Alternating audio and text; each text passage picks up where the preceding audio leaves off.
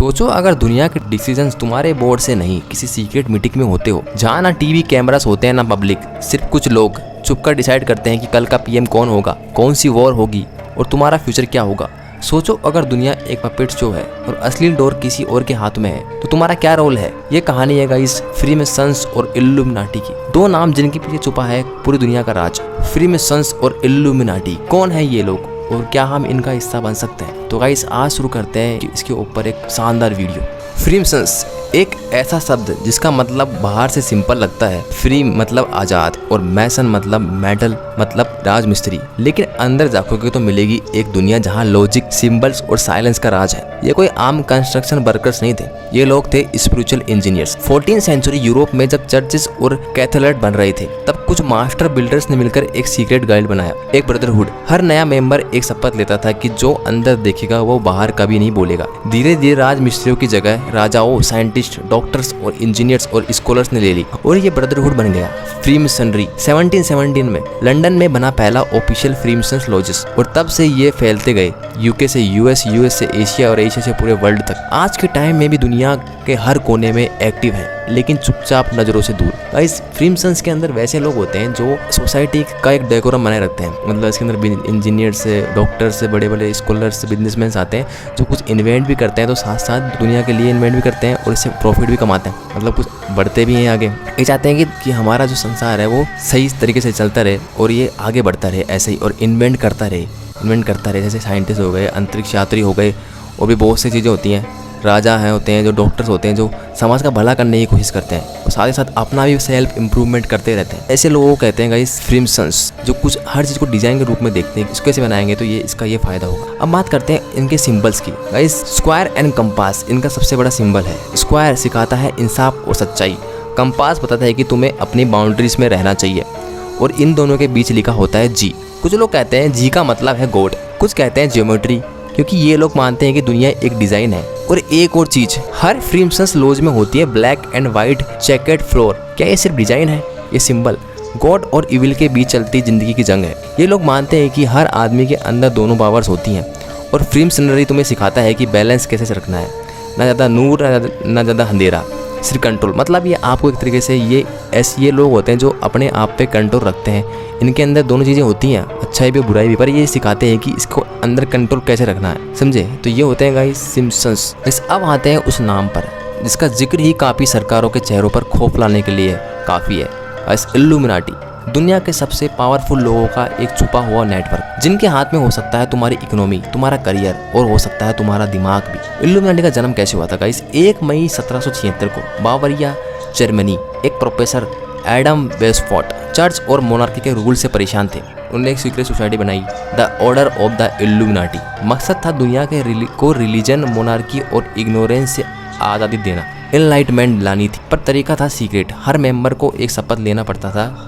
एक हायरार्की में काम करना होता था जहाँ से टॉप लेवल के लोगों को ही पूरा सच पता होता था। सिर्फ 9 साल में 1785 तक बेवारियन गवर्नमेंट ने इल्यूमिनाटी को बैन कर दिया। तब तक ये बीज बो दिया गया था और तब से लेकर आज तक लोग कहते हैं इल्यूमिनाटी कभी मरता नहीं है, वो हमेशा तुम्हारे अंदर है, वो हमेशा तुम्हें कंट्रोल कर रहा है। इस सिंबल साइज का जो हर जगह है पर कोई नोटिस नहीं करता।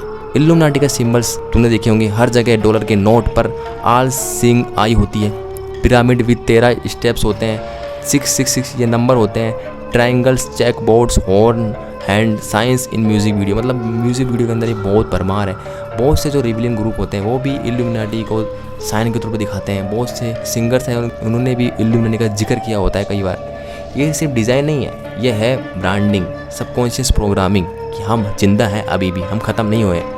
फ्रीमेसन से ज़्यादा पावरफुल होते हैं गाइस इल्यूमिनाटी, क्योंकि इनके पास बेशुमार दौलत होती है। ये पूरी चाहे तो पूरी दुनिया को कंट्रोल कर सकते हैं। ज़्यादातर इल्यूमिनाटी ही सबको कंट्रोल कर रहे हैं। क्या इल्यूमिनाटी आज भी जिंदा है?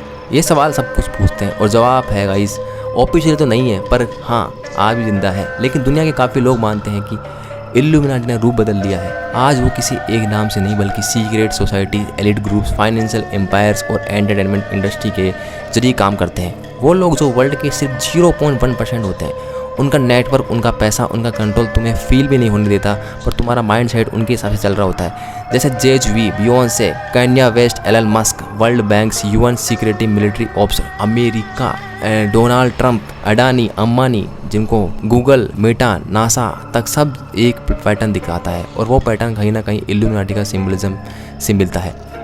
तो भाई सीधी सी बात यह है कि अगर आप इल्यूमिनाटी हो तो जब हो, अगर आपके पास बेशुमार दौलत हो, आप किसी को भी खरीद सकते हो और अपने हिसाब से कंट्रोल कर सकते हो।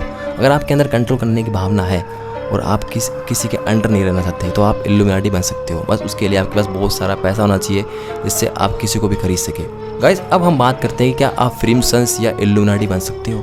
हाँ गाइस, अगर आप फ्रीमसंस बन सकते हो।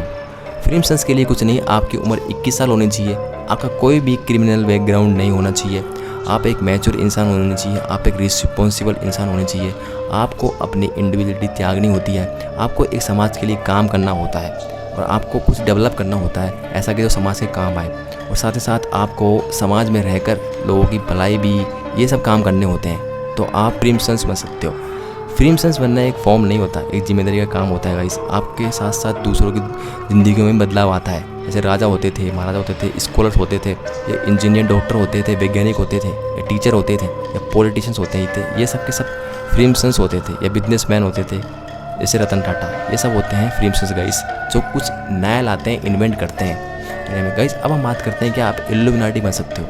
गाइस, इल्यूमिनाटी वो लोग होते हैं जो उनके पास बेशुमार दौलत होती है, फ्रीमसंस से ज़्यादा, और वो एक कंट्रोल करने की भावना से रहते हैं कि हम इन लोगों को कंट्रोल कर लें, हमारे हिसाब से दुनिया चलेगी। जैसे गूगल मैप है, सब कुछ आप उसमें देखते हो, बस उसका कंप्यूटर ChatGPT जब से आया है तो गूगल मैप भी थोड़ा बहुत हिल चुका है। वैसे ही है, एलन मस्क है, डोनाल्ड ट्रंप है, अमेरिका है, पूरी दुनिया को कंट्रोल करता है, जिसके अंदर ये भावना आ गई कंट्रोल करने की। जैसे मीडिया को अभी कंट्रोल किया हुआ है, बड़े बड़े बिजनेसमैन या इन्वेस्टर्स कंट्रोल भी कर लेते हैं बहुत चीज़ों को। तो अपने अंदर देखो ना, अगर आपके अंदर कंट्रोल करने की भावना है तो आप अपने अंदर ही इल्यूमिनाटी हो। पर अगर दुनिया के लिए बनना है तो आपके पास पैसा होना चाहिए। वो ज़्यादातर प्रमोट भी इल्यूमिनाटी होता है, क्योंकि ये जो कुछ 1% लोग होते हैं वो बहुत ज़्यादा प्रमोट करते हैं इसको, क्योंकि ये भले ये बैन हो चुका है, सोसाइटी में नहीं है, क्योंकि इनके अंदर कंट्रोल करने की भावना है, जैसे हिटलर के अंदर थी, बट फिर भी इन्हें लोग पसंद करते हैं बहुत ज़्यादा, और इनका हमेशा ऐसे प्रचार होता ही रहता है, हर गाने में, सूट में, इन सब में। तो गाइस, बनना है तो गाइस ऐसे इंसान बनिए जो समाज का भला कर सके, ठीक है। तो गाइस, ये होता है फ्रीमसंस और इल्यूमिनाटी। फ्रीमसंस के बारे में भी ये पता है, हम अच्छी तरीके से नहीं कह सकते कि ये सिर्फ सोसाइटी का भलाई करते हैं, कुछ लोग अपने फ़ायदे के लिए भी यूज़ करते हैं। सो गाइस, ठीक है, तो ये थी वीडियो इन दोनों के बारे में। आई होप आपको ये वीडियो में मज़ा आया होगा, आपको कुछ नया सीखने को मिला होगा। तो मैं मिलता हूँ फिर आपको एक नए वीडियो के अंदर।